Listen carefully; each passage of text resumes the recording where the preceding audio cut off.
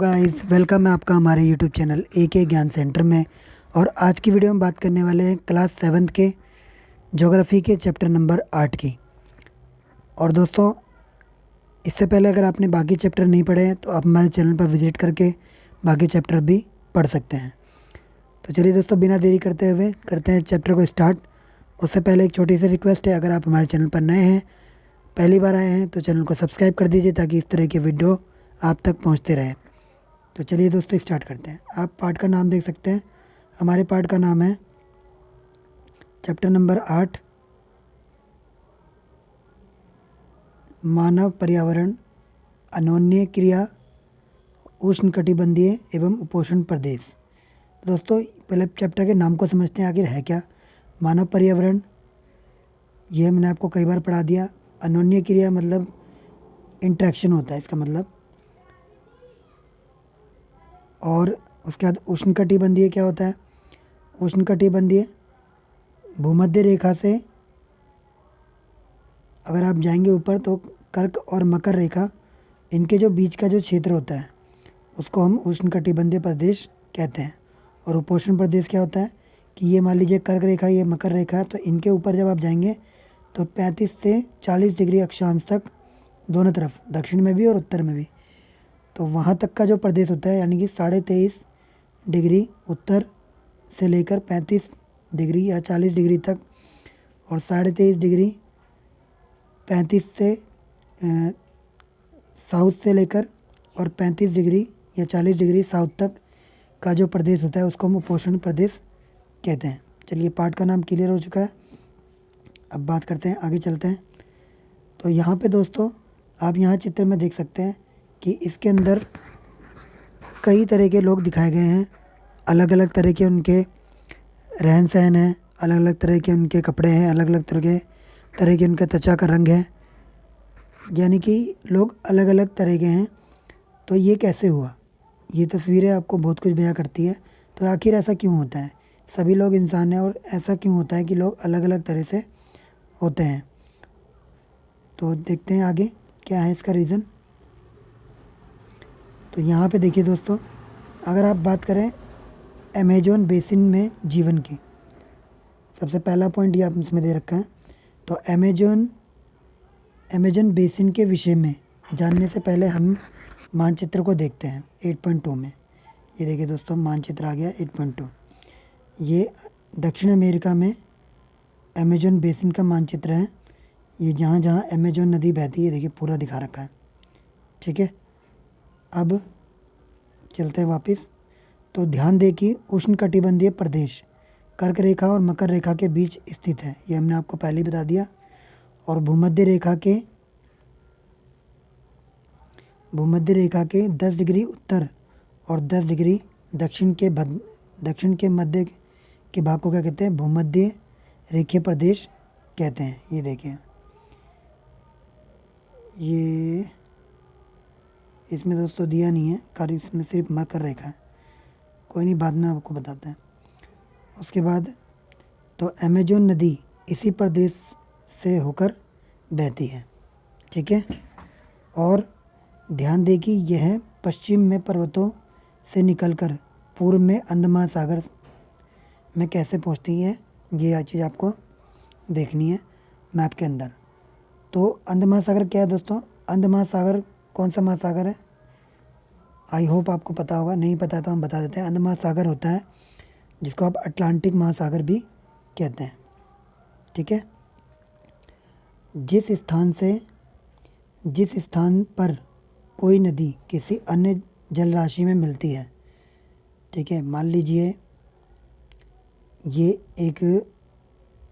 लीजिए समुद्र है और यहाँ से एक नदी बह के आ रही है, कई पार्ट में बढ़ गई, तो ये यहाँ पे आकर किसी अन्य जल राशि में मिल रही है, तो उसे क्या कहते हैं, उसे नदी का मुहाना कहते हैं। तो अमेजन नदी में बहुत सारी सहायक नदियाँ मिलकर अमेजन बेसिन का निर्माण करती है। अब दोस्तों, इसमें एक वर्ड आ गया, सहायक नदी। तो सहायक नदी क्या होता है कि जो छोटी नदी किसी बड़ी नदी में जाकर मिल जाती है, तो उस छोटी नदी को उस बड़ी नदी की सहायक नदी कहते हैं। मान लीजिए ये अमेजन नदी है और यहाँ से कोई दूसरी नदी आ रही है जो कि इसमें आके मिल जाती है, तो ये जो नदी होगी, क्योंकि ये बड़ी नदी में जाके मिल गई, तो ये छोटी नदी है, तो इस नदी को हम सहायक नदी कहेंगे। उसके बाद तो ये सारी सहायक नदियाँ मिलकर अमेजोन बेसिन का निर्माण करती है। यह नदी बेसिन ब्राज़ील के भागों, पेरू के भागों, बोलिविया, इक्वाडोर, कोलंबिया, वेनेजुएला के छोटे भाग से अपवाहित होती है। ये देखिए मैप में पूरा दिखा रखा है। जैसे सहायक नदी क्या है मैंने आपको बता दिया, ये एक बार देख लेते हैं।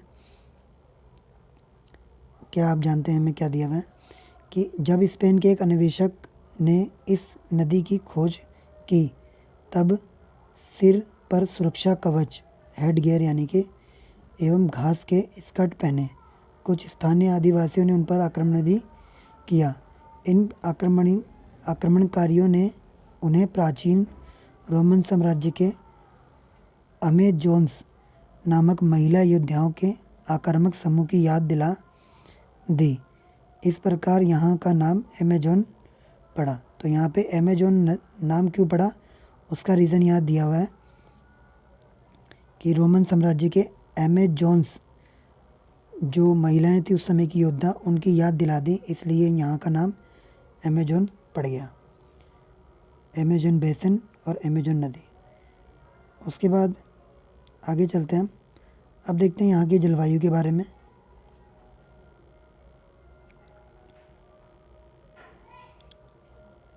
तो ये मैंने आपको बता ही दिया, एक बार फिर से बता देता हूँ। छोटी नदियाँ जो मुख्य नदी यानी बड़ी नदी मिलती है, तो उसे हम सहायक नदी कहते हैं। मुख्य नदी अपनी सहायक नदियों के साथ जिस क्षेत्र के पानी को बहाकर ले जाती है वह उसका बेसिन अथवा जल संग्रहण क्षेत्र कहा जाता है। तो यानी कि सहायक नदियों के साथ जिस क्षेत्र के पानी को बहाकर ले जाती है उसको हम बेसिन कहते हैं। तो अमेजोन बेसिन विश्व का सबसे बड़ा नदी बेसिन है दोस्तों, और अमेजोन दुनिया की सबसे बड़ी नदी है। ठीक है, लंबी नदी पूछेगा तो नाइल नदी यानी कि नील नदी, और बड़ी नदी पूछेगा तो अमेजोन नदी। चलिए दोस्तों आगे देखते हैं। ये देखें आगे है जलवायु। बात करेंगे जलवायु की। जलवायु क्या होता है, कई बार हमने आपको पढ़ा दिया कि किसी स्थान की एक लंबे समय तक यानी कि लगभग 30 सालों तक के जो मौसम का जो एवरेज होता है उसी को हम जलवायु कहते हैं। तो भारत की कौन सी जलवायु है, वो है मानसूनी जलवायु। तो अमेजोन बेसिन भूमध्य रेखा के आसपास फैला क्षेत्र है और पूरे वर्ष यहाँ गर्म एवं नम जलवायु रहती है। यहाँ का मौसम दिन एवं रात दोनों ही समय लगभग समान रूप से गर्म और आर्द्र होता है। यानी कि यहाँ पे आर्द्र मीन्स यहाँ पे जो हवा है, हवा में पानी की मात्रा पाई जाती है। शरीर में चिपचिपाहट महसूस होती है उस आर्द्र होने की वजह से। इस प्रदेश में लगभग प्रतिदिन वर्षा होती है। यानी कि यहाँ पे प्रतिदिन वर्षा होती है क्योंकि ये अमेजोन के वर्षावन है, और वह भी बिना किसी पूर्व चेतावनी के, यानी कि कोई बिना किसी पहले की कोई चेतावनी के यहाँ वर्षा होती रहती है। दिन का तापमान कैसा होता है, उच्च होता है। यानी कि तापमान दिन में उच्च होता है और आर्द्रता अति उच्च होती है, आर्द्रता और भी ज़्यादा होती है। और रात के समय तापमान कम हो जाता है लेकिन आर्द्रता वैसे ही बनी रहती है। आर्द्रता दिन में जितनी रहती है रात में भी उतनी रहती है। अब बात करते हैं वर्षावनों की। तो अमेजोन के तो वर्षावन हैं। इन प्रदेशों में अत्यधिक वर्षा के कारण यहाँ की भूमि पर सघन मतलब बहुत ही पास ये पेड़ पौधे होते हैं, उग जाते हैं। वह इतने सघन होते हैं यानी कि इतने ज़्यादा घने हैं कि पत्तियों तथा शाखाओं से छत सी बन जाती है। तो जो पत्तियां हैं और जो शाखाएं हैं उनसे एक छत की तरह बना हुआ है, जिसके कारण क्या होता है कि सूर्य का प्रकाश धरातल तक पहुंच ही नहीं पाता है। यानी सूर्य का प्रकाश ऐसी एक छत बन गई है जिसकी वजह से सूर्य का प्रकाश धरती तक नहीं पहुंचता। तो यहाँ की भूमि प्रकाश रहित एवं नम बनी रहती है। तो यहाँ की भूमि क्या होता है, हमेशा प्रकाश रहित रहती है और वो नमी रहती है भूमि में, क्योंकि वहाँ तक सूर्य का प्रकाश पहुँचता नहीं, इसलिए वो सूखती नहीं है। यहाँ केवल वही वनस्पति पनप सकती है, यानी कि अमेजोन के जो वन हैं उनमें वही वनस्पति उत्पन्न हो सकती है, उग सकती है, जिसमें छाया में बढ़ने की क्षमता हो, जिसके अंदर क्या क्षमता होगी, वो छाया में बढ़ सके। तो परजीवी पौधा के रूप में यहाँ आर्किड और ब्रोमीलाइड पैदा होते हैं। ठीक है, परजीवी क्या होता है आपने साइंस में पढ़ा ही होगा, नहीं पढ़ा तो मैं अभी बता देता हूँ। तो दोस्तों परजीवी पौधा क्या होता है, परजीवी पौधा वो होता है जो अपना भोजन स्वयं नहीं बनाता है। ठीक है, वो अपना भोजन किसी और पौधे से प्राप्त करता है। उसके बाद है वर्षावन में प्राणी जात की प्रचुरता होती है, यानी कि जो वहाँ पे वन्य जो जीव जंतु है वो बहुत ज़्यादा मात्रा में पाए जाते हैं। जैसे यहाँ पे लिखा है टूकन, ये देखिए टूकन की फ़ोटो है। टूकन गुंजन पक्षी, रंगीन पक्षती वाले मकाओ एवं भोजन के लिए बड़ी चोंच वाले विभिन्न प्रकार के पक्षी जो भारत में पाए जाने वाले सामान्य पक्षियों से भिन्न है। इसका मतलब दोस्तों ये है कि जो यहाँ वर्षावन में जो पक्षी पाए जाते हैं वो अलग तरह के पक्षी होते हैं। जो भारत में हम देखते हैं पक्षी, वैसे पक्षी नहीं होते हैं, उनसे डिफरेंट होते हैं, उनसे अलग होते हैं। जैसे कि आप इसी पक्षी को देख रहे हैं कि इसकी चोंच क्या है, बहुत ज़्यादा बड़ी है। तो इस तरह के अजीब अजीब से पक्षी पाए जाते हैं। यहाँ पाए जाते हैं प्राणियों में क्या पाए जाते हैं, बंदर, स्थाल, चींटी खाने वाले टैपीर। तो दोस्तों टैपीर पाए जाते हैं यहाँ पे, जो कि चींटी खा के जीवित रहते हैं। उसके बाद सांप एवं सरीसृप। सांप तो आपने देखा ही है। सरीसृप क्या होता है, जो ज़मीन पर रेंगने वाले जीव होते हैं उनको सरीसृप बोलते हैं। उसके बाद ये देखिए ये टैपीर की फ़ोटो है जो चींटी को खाते हैं। उसके बाद विभिन्न सांप और सरीसृप की विभिन्न प्रजातियाँ यहाँ पे सरीसृप की पाई जाती है। मगर यानी कि मगरमच्छ, सांप, अजगर, एनाकोंडा, बोआ कुछ ही ऐसी प्रजातियां हैं। एनाकोंडा दोस्तों ने आपने मूवी भी देखी होगी एनाकोंडा, तो उस तरह के जो एनाकोंडा सांप है वो यहाँ पे पाए जाते हैं अमेजोन वर्षावन में। और ये दोस्तों एनाकोंडा दुनिया का सबसे बड़ा सांप होता है। तो इसके अतिरिक्त हज़ारों कीड़े मकोड़े यहाँ पाए जाते हैं, इसी बेसिन में निवास करते हैं। मांस खाने वाले पिराना मछली आपने फ़िल्म देखी होगी इसकी भी। तो वो मछली दोस्तों हकीकत में आपको इन वर्षावनों में मिलेगी, यानी कि जो यहाँ की अमेजोन नदी है उसमें आपको मिल जाएगी पिराना देखने के लिए। उसके बाद समेत मछलियों की विभिन्न प्रजातियाँ भी अमेजोन नदी में पाई जाती है। इस प्रकार जीवों की विविधता की दृष्टि से बेसिन असाधारण रूप से समृद्ध है, यानी कि उसके बाद दोस्तों यहाँ पे मैंने अभी आपको एक परजीवी पौधा बताया था, ब्रोमीलाइड। ये दोस्तों उसी के बारे में लिखा हुआ है, कुछ विशेष प्रकार की जानकारी है। ब्रोमीलाइड क्या होता है, एक विशेष प्रकार का पौधा होता है जो अपनी पत्तियों में जल को संचित रखता है, यानी कि अपनी पत्तियों में जल को इकट्ठा कर लेता है। और मेंढक जैसे प्राणी इन जल के पॉकेट का उपयोग अंडा देने के लिए करते हैं। और जो उसमें पानी इकट्ठा होता है उसके अंदर मेंढक जैसे प्राणी क्या करते हैं, अपने अंडे देते हैं। उसके बाद दोस्तों आपने यहाँ पे देखा कि यहाँ पे क्या है, जैसे हम कहते हैं कि भारत क्या है, भारत विविधताओं का देश है, ये भारत बहुत समृद्ध है इस चीज़ में।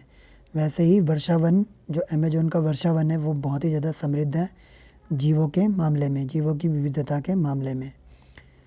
तो यहाँ पे आगे चलते हैं हम और यहाँ की बात करते हैं वर्षावन के निवासियों के बारे में। तो वर्षावन के निवासियों के बारे में अगर हम बात करें तो यहाँ के लोग छोटे से क्षेत्र में वर्षा के वन के कुछ वृक्षों को काटकर अपने भोजन के लिए फसल उगाते हैं। यानी कि एक छोटे से, जैसे मान लीजिए पूरा जंगल है तो एक छोटे से जगह पे जंगल को काटकर और वहाँ पे अपने भोजन के लिए फसल उगाते हैं। यहाँ के पुरुष क्या करते हैं, शिकार करते हैं, नदी में मछलियाँ पकड़ते हैं, जबकि महिलाएं फसलों का ध्यान रखती हैं, ठीक है। और यहाँ के लोग क्या उगाते हैं? टेपियोका, अनानास, शकरकंद उगाते हैं। तो क्योंकि दोस्तों मछली या शिकार मिलना अनिश्चित होता है। तो दोस्तों यहाँ पे आप देखेंगे कि मछली पकड़ना और शिकार मिलना क्या होता है? अनिश्चित होता है। यानी कि कोई ज़रूरी नहीं है कि मछली और जो शिकार है वो मिल ही जाए। ऐसे में महिलाएं क्या करती है कि अपनी साग सब्जियाँ ऐसे में दोस्तों महिलाएं क्या करती हैं? साग सब्जियाँ उगाती है, जिससे उनके परिवार का भरण पोषण हो सके। किस समय? जब उनको शिकार नहीं मिलता है। तो कर्तन एवं दहन कृषि आपने पढ़ी होगी पहले भी। तो इन कृषि का प्रयोग करते हैं और इनका मुख्य आहार क्या होता है? मैनीयोक है, जिसे कसावा भी कहते हैं। यह आलू की तरह ज़मीन के अंदर पैदा होता है और ये चींटियों की रानी एवं अंडकोश भी खाते हैं। कॉफ़ी, मक्का, कोको जैसी नगद फसलें भी यहाँ पर उगाई जाती हैं। उसके बाद दोस्तों अगर कर्तन और दहन कृषि आपको नहीं पता तो मैं अभी आपको बता दूंगा। उसके बाद वर्षा वन में अत्यधिक मात्रा में क्या होता है कि घरों के लिए लकड़ी प्रदान करते हैं। वर्षा वन में कुछ परिवार मधुमक्खी के छत्ते के आकार वाले छप्पर के घरों में रहते हैं, जबकि कुछ लोग मलोका कहे जाने वाले अपार्टमेंट जैसे घरों में रहते हैं, जिनकी छत तीव्र ढलान वाली होती है। अमेजोन बेसिन के लोगों का जीवन धीरे धीरे अब चेंज हो रहा है, क्योंकि समय बदलता है तो चीज़ें बदलती हैं। पुराने समय में वन के अंदर पहुंचने के लिए नदी मार्ग का एकमात्र रास्ता था, लेकिन 1970 में ट्रांस अमेजोन महामार्ग बनने से वर्षा वन के सभी भागों तक पहुंचना संभव हो गया है। अनेक स्थानों पर पहुंचने के लिए हवाई जहाज़ों और हेलीकॉप्टर का उपयोग भी किया जाता है। तो इस प्रक्रिया के फलस्वरूप यहाँ पे क्या हुआ है कि वहाँ की मूल आबादी उस क्षेत्र से निकलकर नए क्षेत्रों में बसना पड़ रहा है उन्हें, और वे अपने पुराने तरीक़ों से खेती करते रहे हैं। तो विकास की गतिविधियों के कारण जैविक विविधता वाले वर्षावन धीरे धीरे नष्ट हो रहे हैं, और ऐसा अनुमान है कि प्रतिवर्ष अमेजोन बेसिन के वर्षावन का बड़ा भाग लुप्त होते जा रहा है। ठीक है दोस्तों, आप देख सकते हैं कि वर्षावनों के लुप्त होने से व्यापक प्रभाव होता है। चित्र 8.6 में वर्षा के कारण मिट्टी की ऊपरी परत बह जाने एवं सघन वन बंजर भूमि में बदल जाता है।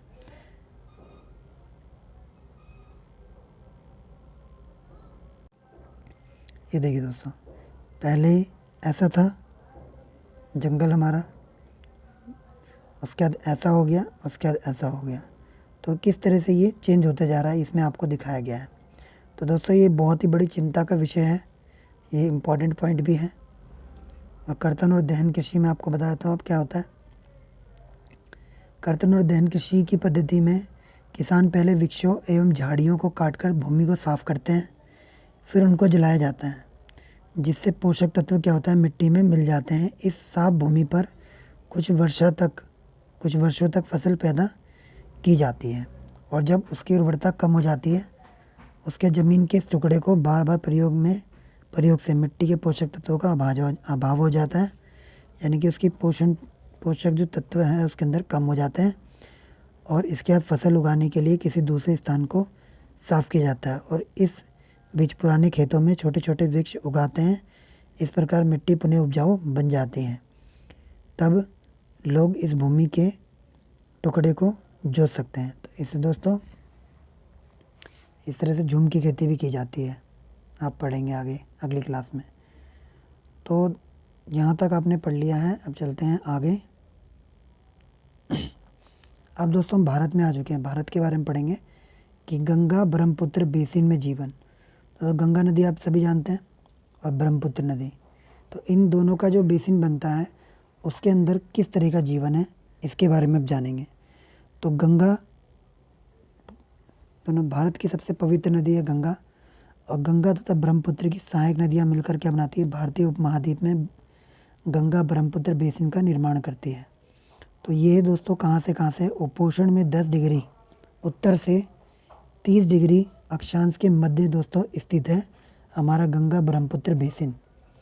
और घाघरा, सोन, चंबल, गंडक, कोसी जैसी गंगा की दोस्तों ये सहायक नदियाँ हैं और ब्रह्मपुत्र की सहायक नदियाँ इसमें अपवाहित होती है। एटलस की सहायता से ब्रह्मपुत्र की कुछ सहायक नदियों के नाम ढूंढने, ये आपका काम है।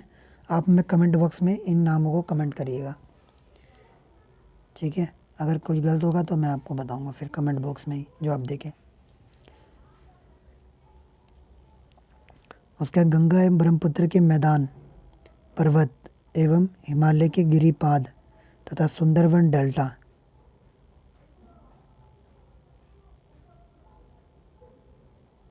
इस बेसिन की मुख्य विशेषता है। यानी कि अगर गंगा ब्रह्मपुत्र बेसिन की बात करें तो गंगा और ब्रह्मपुत्र का मैदान, जो पर्वत हैं, हिमालय के गिरिपाद और सुंदरवन डेल्टा, गंगा ब्रह्मपुत्र जो बेसिन है उसकी मुख्य विशेषता है दोस्तों। तो दोस्तों आप यहाँ पे देख सकते हैं कि ये गंगा, ये इसमें दिखाया हुआ है गंगा ब्रह्मपुत्र बेसिन। ये देखिए यहाँ से पूरा ये दिखा रखा है, ये सारी सहायक नदियाँ जो इसमें जाके मिलती हैं। तो कितना बड़ा क्षेत्र है, ठीक है। उसके बाद चलते हैं आगे। और मैदानी क्षेत्रों में क्या होता है, अनेक चाप झील भी बन जाती है। चाप झील क्या होती है, जो नदी से कट के एक अलग झील बन जाती है, उसको चाप झील कहते हैं। तो यहाँ की जलवायु कैसी होती है, मानसूनी, आपने पढ़ी रखा है। मानसून में मध्य जून यानी जून के मध्य में और सितंबर के मध्य में यहाँ पे खूब वर्षा होती है। ग्रीष्म ऋतु यानी कि गर्मी के मौसम में यहाँ पे गर्मी पड़ती है और ठंडी के मौसम में यहाँ पे ठंड पड़ती है। मानचित्र को देखिए, उन राज्यों के नाम बताइए जहाँ गंगा ब्रह्मपुत्र बेसिन स्थित है। तो ये 8.8 आपको दिखा रखा है, इसको देखकर आपको बताने हैं।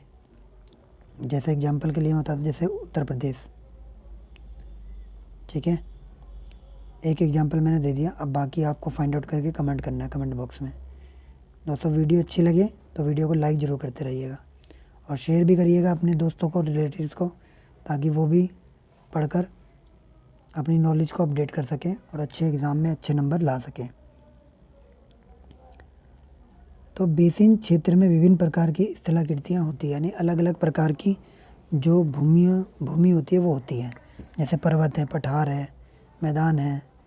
तो जनसंख्या के वितरण में पर्यावरण की भूमिका होती है। तो जनसंख्या जो हम देखते हैं, कहीं पे जनसंख्या घनी है, कहीं पे दूर दूर लोग रहते हैं। तो इसमें क्या होता है कि इसमें पर्यावरण की बहुत अहम भूमिका होती है। जिस तरह का पर्यावरण होता है उस तरह के वहाँ पे जनसंख्या पाई जाती है। तो तीव्र ढाल वाले पर्वतीय क्षेत्र बसने के लिए प्रतिकूल है, यानी कि जहाँ पे पर्वतों पर अधिक ढाल होती है वहाँ पर लोग कम रहना पसंद करते हैं।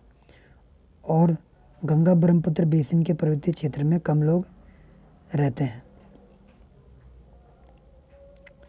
तो मानव प्रवास के लिए मैदानी क्षेत्र सबसे उपयुक्त होता है। अतः यहाँ पर जो मैदानी क्षेत्र होता है वहाँ पे जनसंख्या घनत्व सबसे अधिक पाया जाता है। यहाँ की मिट्टी भी उपजाऊ होती है। जिस स्थान पर फसल उगाने के लिए समतल भूमि उपलब्ध है वहाँ के लोगों का मुख्य व्यवसाय क्या होता है, कृषि होता है। धान यहाँ की मुख्य फसल है। चूँकि धान की खेती के लिए पर्याप्त जल की आवश्यकता होती है और उसी क्षेत्र में धान उगाया जा सकता है जहाँ पर अधिक वर्षा होती है। उसके बाद दोस्तों एक वर्ड आया यहाँ पे, जनसंख्या घनत्व। जनसंख्या घनत्व क्या होता है कि 1 वर्ग किलोमीटर में रहने वाले लोगों की संख्या को जनसंख्या घनत्व कहते हैं। जो 1 वर्ग किलोमीटर के क्षेत्र में रहने वाले जो लोग होते हैं उनका जनसंख्या घनत्व निकलता है। तो उत्तराखंड का जनसंख्या घनत्व 189 है, यानी कि जो 1 वर्ग किलोमीटर में 189 लोग रहते हैं, ऐसा एवरेज निकाला गया है। जबकि पश्चिम बंगाल का 1029 है तथा बिहार का 1102 है। ये दोस्तों अपडेटेड नहीं है, बिल्कुल अपडेटेड नहीं होगा, गूगल पे नए नए अपडेट आते रहते हैं, तो इसको आप अपडेट कर सकते हैं गूगल से। उसके बाद हम यहाँ पे बात कर रहे थे कि यहाँ उगाई जाने वाली जो फसलें हैं वो कौन सी होती है। गेहूँ, मक्का, ज्वार, चना, बाजरा आदि। गन्ना और जूट जैसी नकदी फसलें भी यहाँ पर उगाई जाती है। दोस्तों नकदी फसलें क्या होती हैं कि जिनको बेचकर आप नगद कमा सकते हैं, यानी कि आपको पैसा मिलता है। मैदान के लिए कुछ क्षेत्रों में केले के बागान भी देखे जा सकते हैं मैदानी क्षेत्रों में। तो पश्चिमी बंगाल और असम में चाय के बागान भी मिलते हैं, क्योंकि दोस्तों चाय जो होती है वो कम पानी में उगती है, तो उसको पहाड़ी क्षेत्रों में उगाया जाता है। तो बिहार और असम के कुछ भागों में सिल्क के कीड़ों का संवर्धन कर सिल्क का उत्पादन किया जाता है। तो बिहार और असम में क्या होता है, सिल्क के कीड़े पाए जाते हैं, रेशम के कीड़े, जिससे सिल्क बनाया जाता है। तो मंद ढलान यानी जहाँ पे ढलान थोड़ी सी कम होती है, वहाँ वाले पर्वतों एवं पहाड़ियों पर वेदिकाएं बना दी जाती है और वहाँ पर फिर उसी हिसाब से खेती की जाती है। विभिन्न भू आकृतियों के अनुसार वनस्पति में भी क्या होता है, भिन्नता पाई जाती है। गंगा ब्रह्मपुत्र के मैदान में सागवान, साखू और पीपल के साथ उष्णकटिबंधीय पर्णपाती पेड़ भी पाए जाते हैं। ब्रह्मपुत्र के मैदानी क्षेत्रों में घने बांस के घने झुरमुट पाए जाते हैं। डेल्टा क्षेत्र में अगर आप जाएंगे तो आपको मैंग्रोव वन पाए जाएंगे, जो कि खारे पानी में उगते हैं। उत्तराखंड, सिक्किम और अरुणाचल प्रदेश की जलवायु कैसी है, ठंडी, और तीव्र ढाल वाले भागों में चीड़, देवदार और फर जैसे शंकुधारी वन भी पाए जाते हैं। ये देखिए, यहाँ धान की खेती हो रही है और यहाँ पे ये चाय का बागान है। उसके बाद बेसिन में क्या होता है, विभिन्न प्रकार के वन्य जीव भी पाए जाते हैं गंगा और ब्रह्मपुत्र के बेसिन में। इसमें हाथी, बाघ, हिरण, बंदर आदि सामान्य रूप से पाए जाते हैं। तो एक सींग वाला गैंडा पाया जाता है काजीरंगा नेशनल पार्क में। और ये देखिए आगे लिखा भी है, ब्रह्मपुत्र के मैदानों में पाया जाता है। डेल्टा क्षेत्र में बंगाल टाइगर पाया जाता है और मगरमच्छ पाए जाते हैं। नदी के साफ जल, झील और बंगाल की खाड़ी में प्रचुर मात्रा में जलीय जीव पाए जाते हैं। रोहू, कतला, हिल्सा मछलियाँ की यहाँ पे बहुत ज़्यादा लोकप्रिय प्रजाति है, और यहाँ के लोग, जो बंगाल के लोग हैं, वो मछली और चावल खाना बहुत पसंद करते हैं। क्यों? क्योंकि यहाँ पे ये चीज़ ज़्यादा मात्रा में पाई जाती है। उसके बाद दोस्तों पीछे एक वर्ड आया था वेदिकाएँ, वर्ड आया था। तो वेदिकाएँ क्या होता है, वेदिकाओं का निर्माण खड़ी ढलानों पर समतल सतह पर बना कर कृषि करने के लिए होता है, इसलिए इससे हटाया जाता है कि जल का प्रवाह तीव्रता से ना हो। ठीक है दोस्तों, इसे इसलिए बनाते हैं ताकि जो जल पहाड़ी क्षेत्रों में गिरता है वो एकदम से ना बह जाए, तो इसलिए वेदिकाओं को बनाया जाता है। तो इसको यहाँ पे भी वेदिका कृषि, यहाँ पे जो कृषि की जाती है वो वेदिका कृषि होती है। उसके बाद दोस्तों गंगा और ब्रह्मपुत्र नदी के अलवण जल यानी कि पीने वाला जो ये जल है, इसमें एक डॉल्फिन पाई जाती है जिसे स्थानीय भाषा में सुसु अथवा अंधी डॉल्फिन कहा जाता है। और सुसु की उपस्थिति से जल की शुद्धता का पता चलता है, क्योंकि दोस्तों जो डॉल्फिन है वो साफ पानी में रहती है। और जो दोस्तों डॉल्फिन है ये बहुत ही समझदार जीव में आता है। तो रसायन की अधिकता वाले मात्रों में गैर उपचारित औद्योगिक एवं शहरी गंदगी इन प्रजातियों को नष्ट कर रहे हैं। तो जो हम गंदगी जो नदियों में गिरा रहे हैं उससे ये प्रजातियां दोस्तों नष्ट होते जा रही है। तो इसके लिए हमें कदम उठाने पड़ेंगे, इसीलिए इन पाठों को इसमें जोड़ा गया है। उसके बाद सार्वभौमिक स्वच्छता कवरेज प्राप्त करने और स्वच्छता पर ध्यान केंद्रित करने के प्रयासों में तेज़ी लाने के लिए भारत के प्रधानमंत्री ने 2 अक्टूबर 2014 को स्वच्छ भारत मिशन का शुभारंभ किया, जो कि पीएम मोदी के द्वारा किया गया। उसके बाद आगे हम देखते हैं उसके बाद दोस्तों गंगा ब्रह्मपुत्र के मैदानों में कई बड़े शहर एवं कस्बे हैं, ठीक है, जैसे इलाहाबाद, कानपुर, वाराणसी, लखनऊ, पटना, कोलकाता जैसे 10 लाख से भी अधिक आबादी वाले शहर गंगा नदी के तट पर स्थित हैं। दोस्तों इलाहाबाद दोस्तों एक यानी कि प्रयागराज अब इसका नाम कर दिया गया है, और ये इसका पुराना नाम था प्रयागराज। तो यहाँ पर दोस्तों क्या है कि गंगा, यमुना और सरस्वती तीनों नदियों का संगम यहाँ पर दोस्तों गंगा और यमुना का संगम यहाँ पर होता है, ठीक है। तो दोस्तों वैसे तो लेकिन इसकी एक्चुअल हकीकत क्या है कि यहाँ पर वैसे तो 2 नदियाँ मिलती हैं, लेकिन जो सरस्वती है वो गुप्त रूप से है। तो यानी कि यहाँ पे टोटल 3 नदियाँ मिलती है, इसलिए हम इसको त्रिवेणी भी कहते हैं। तो इन शहरों तथा यहाँ स्थित उद्योग का गंदा पानी बहकर नदी में आ जाता है, जिससे नदी प्रदूषित होते जा रही है और बेसिन में यातायात का सुविकसित तंत्र उपस्थित है। आप देख सकते हैं कि गंगा ब्रह्मपुत्र बेसिन में यातायात के 4 मार्ग सुविकसित हैं। मैदानी इलाकों के लोग सड़क मार्ग, रेल मार्ग तथा एक और द्वारा एक स्थान से दूसरे स्थान तक जाते हैं।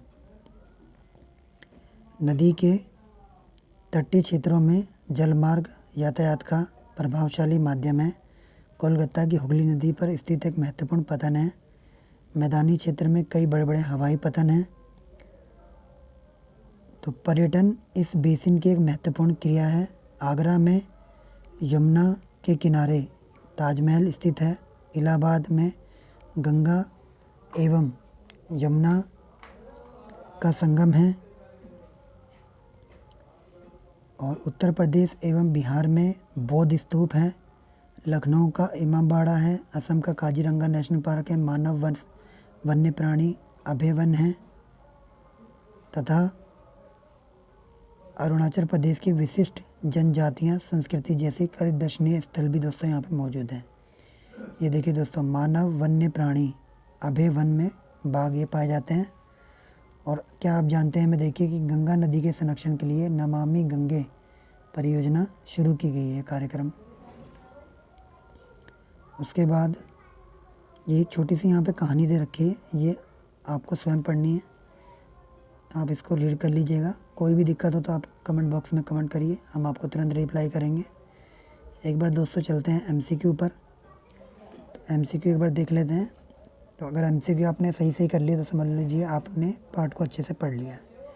टोकन क्या है? एक पक्षी। मैनियाक कहाँ का भोजन है? आपको बताना है गंगा का है, अफ्रीका का है, अमेजोन का है। तो अमेजोन का ये। कोलकाता किस नदी के किनारे स्थित है? हुगली। देवदार एवं फर किसके प्रकार है? शंकुधारी वन के। बाइगल बंगाल टाइगर कहाँ मिलते हैं? तो ये दोस्तों कहाँ मिलते हैं? डेल्टा क्षेत्रों में। तो यानी कि सभी एमसीक्यू हमारे सही है, इसका मतलब पार्ट को अच्छे से आपने पढ़ लिया है। दोस्तों चैनल पर फर्स्ट टाइम आए हैं तो चैनल को सब्सक्राइब जरूर करिए, वीडियो को लाइक करिए, शेयर करिए, और सभी अपने रिलेटिव्स, अपने दोस्तों, रिश्तेदारों तक पहुंचाइए जिनको भी एनसीईआरटी बुक्स का अध्ययन करना है, पढ़ना है इसको, और इसको पढ़ के अपनी नॉलेज को अपडेट कीजिए, एग्ज़ाम में अच्छे मार्क्स चाहिए। ये दोस्तों हमारी वीडियो DSSB, UPSC और भी जो बैंकिंग, रेलवे वगैरह के जो एग्ज़ाम होते हैं उन सभी में काम आएगी। तो आप किसी भी अपने इस तरह के रिलेटिव पर्सन को, जो एस्पिरेंट होते हैं, उनको आप शेयर करिए वीडियो को, और इसको लाइक करिए, शेयर करिए, और दोस्तों सब्सक्राइब करना बिल्कुल मत भूलिए। आपका सब्सक्राइब हमें मोटिवेट करता है और भी ज़्यादा वीडियो बनाने के लिए। तो अब तक के लिए थैंक्स दोस्तों।